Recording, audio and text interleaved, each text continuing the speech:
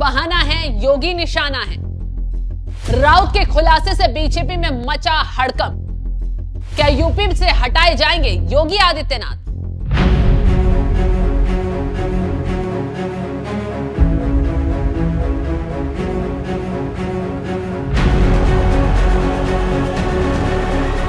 नमस्कार, आप देख रहे हैं एनएमएफ न्यूज। मैं आपके साथ शब्नम। 293 सीटों के आंकड़ों के साथ नरेंद्र मोदी तीसरी बार शपथ लेने की तैयारी कर रहे हैं।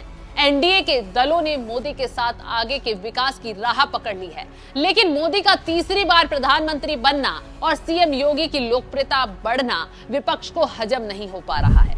दरअसल जैसे ही महाराष्ट्र के डिप्टी सीएम देवेंद्र फडणवीस ने हार की जिम्मेदारी लेते हुए इस्तीफा देने की पेशकश की, वैसे ही इंडिया गठबंधन के कुछ नेताओं ने हुदकना शुरू कर दिया, क्योंकि बीजेपी को घेरने का मौका बैठे बिठाए मिल गया। इसी बीच अब योगी आदित्यनाथ को लेकर फिर विपक्ष के नेताओं ने अफवाहें फैलाना शुरू कर दिया है।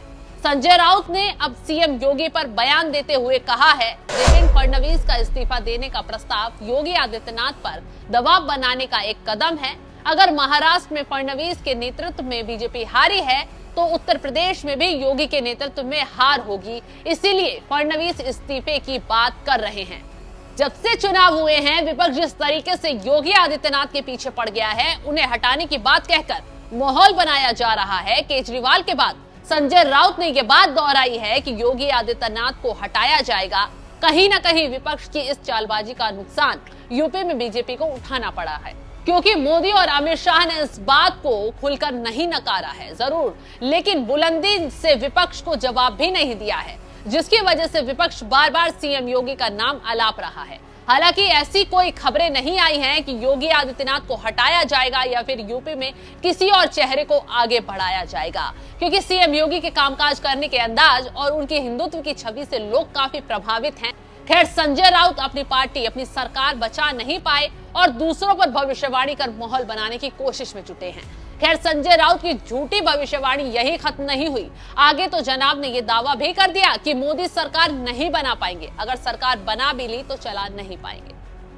विपक्ष को अब आंख खोल लेनी चाहिए कि मोदी तीसरी बार सरकार बना रहे हैं। उन्हें संसदीय दल का नेता चुन लिया गया है, क्योंकि उनके पास साथी दलों ने समर्थन पत्र भी सौंप दिया है। खास बात यह है कि खुद नीतीश कुमार ने मोदी से बातचीत कर जल्द शपथ लेने की बात कही, और जब उन्हें संसदीय दल का नेता चुना गया तो उस दौरान भी नीतीश कुमार ने कहा कि आप जल्द से जल्द प्रधानमंत्री बन जाइए, आगे विकास की राह बढ़ाइए, हम आपके साथ खड़े हैं।